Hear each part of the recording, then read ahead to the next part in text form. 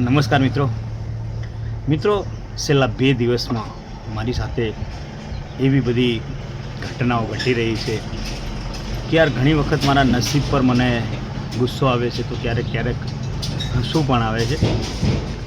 છેલ્લા 2-3 દિવસથી એટલી બધી ઘટનાઓ ઘટી રહી છે એ તમને હું સ્ટેપ બાય સ્ટેપ ઘટનાઓ આ વિડીયોમાં જોડાવીશ।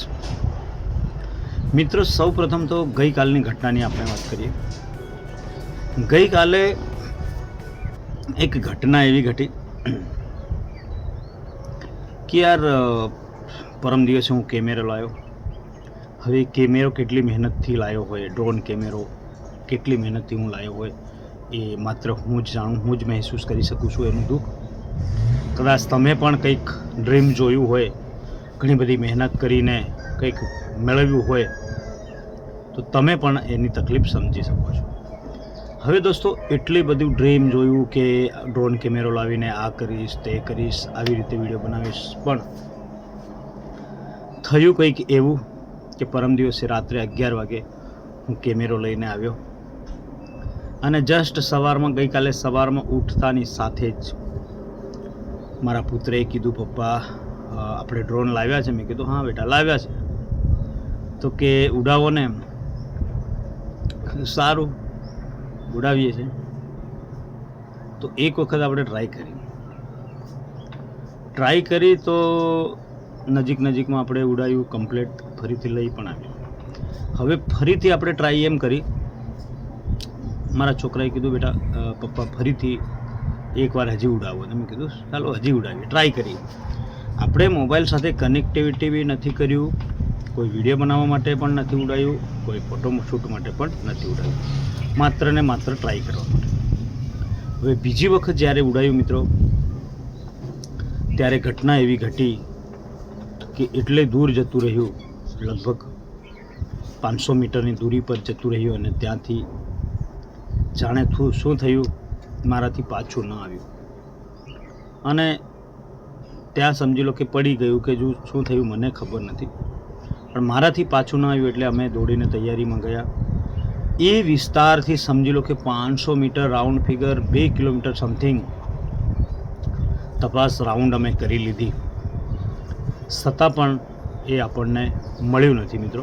મારો ડ્રોન કેમેરો જે ખોવાઈ ગયો એ મળ્યો નથી, જેથી ખૂબ દુઃખ થાય છે કે યાર કદાચ ઘણા બધા ડ્રીમ જોયો, ઘણું બધું વિચાર કર્યો,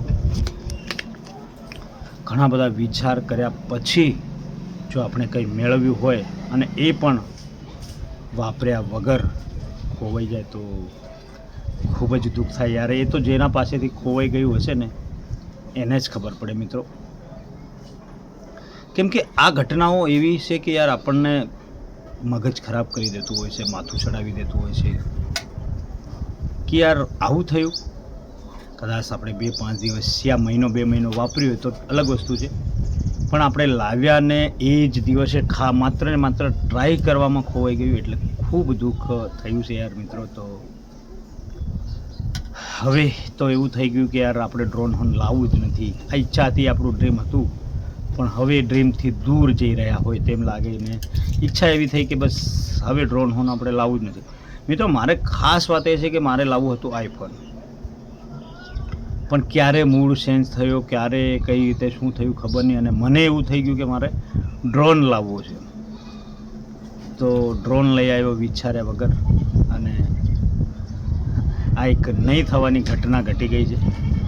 હા મિત્રો, મળ્યું તો હશે અમારા ત્યાંના જ લોકોને, એવું નથી કે કોઈ બહાર બીજા ગામમાં જતું રહ્યું, અમારા ફળિયાના જ લોકોને મળ્યું હશે, પણ શું ખબર હવે કઈ રીતે લોકોને મળ્યું તો એ શું ઉપયોગ કરશે એ તો મને ખબર નથી, પણ આપણા ક્યારેક એવું વિચારું છું યાર, દુઃખ તો ખૂબ થાય પણ ક્યારેક એવું વિચારું છું કે કદાચ આપણી પાસે નથી રહ્યું એટલે આપણું હોઈ જ ના શકે, કદાચ ભગવાનને પણ એ મંજૂર ના હોઈ શકે, આપણું કિસ્મત ખરાબ પણ હોઈ શકે છે, આપણા નસીબમાં કદાચ ડ્રોન વાપરવાનું ના પણ હોઈ શકે છે।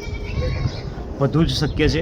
આપણે બને એટલા પ્રયત્નો કર્યા, આખો દિવસ જોયું, સાથે આપણે 15, 20, 25 છોકરાઓ લઈને પણ આપણે બધી જ જગ્યાએ જોયું। સમજી લો કે આપણને વિશ્વાસ છે કે આ જગ્યાએ નથી એવી જગ્યા પર પણ જઈને આપણે જોયું છે। જેટલું જોવાનું હતું આપણે એનાથી ખૂબ વધારે મહેનત કરી, ખૂબ વધારે જોયું, આખો દિવસ જોયું, દરેક ખેતરોમાં જોયું, દરેક ઝાડો પર જોયું, દરેક જગ્યાએ આપણે ખૂબ મહેનત કરી, ખૂબ જોયું, આખો દિવસ કાઢી નાખ્યો. પગ દુખી ગઈ, પગ દુખી ગયા મિત્રો, ને આંખો પણ દુખી ગઈ, આંખો પણ જોઈને લાલ થઈ ગઈ, પગમાં સોજા આવી ગયા, પગ દુખી ગયા, આખો દિવસ ભર્યા, સવારથી 6 વાગ્યાથી લઈને સાંજે 7 વાગ્યા સુધી હતા. કોઈ વ્યક્તિ આપણે જોવા માટે ફર્યા હોય, સ્વાભાવિક છે આપણને દુઃખ પણ કેટલું થયું હશે અને આપણા પગ પણ કેટલા દુખ્યા છે. પણ હવે જે જતું રહ્યું એનો અફસોસ, આજે નવી સવાર થઈ ગઈ છે એટલે આપણે ગઈકાલનો અફસોસ ભૂલી ગયા અને હવે કંઈક નવી દિશામાં નવા દિવસની શરૂઆત કરી. એટલે વિડીયો બનાવવાનો ધ્યેય એટલો છે આપણો મિત્રો કે આપણે વિડીયો બનાવીએ છીએ રેગ્યુલરી, એટલે આપણે વિડીયો બનાવીએ છીએ. એટલે છેલ્લા 2-3 દિવસથી આ ઘટનાઓ ઘટી રહી છે કે મારા સાથે અજીબ ઘટનાઓ 2-3 દિવસથી ઘટી રહી છે ને એનો બધી જ ઘટનાઓ નુકસાનકારક બની રહી છે. એટલે મિત્રો મારા ટોપિક પર તમારું શું કહેવું છે? આ રિયલ વાત છે અને સાચી અને હકીકત છે, જેથી આપનું મંતવ્ય જણાવજો, કમેન્ટ કરજો. મિત્રો શું અમારું નસીબ ખરાબ હોઈ શકે છે?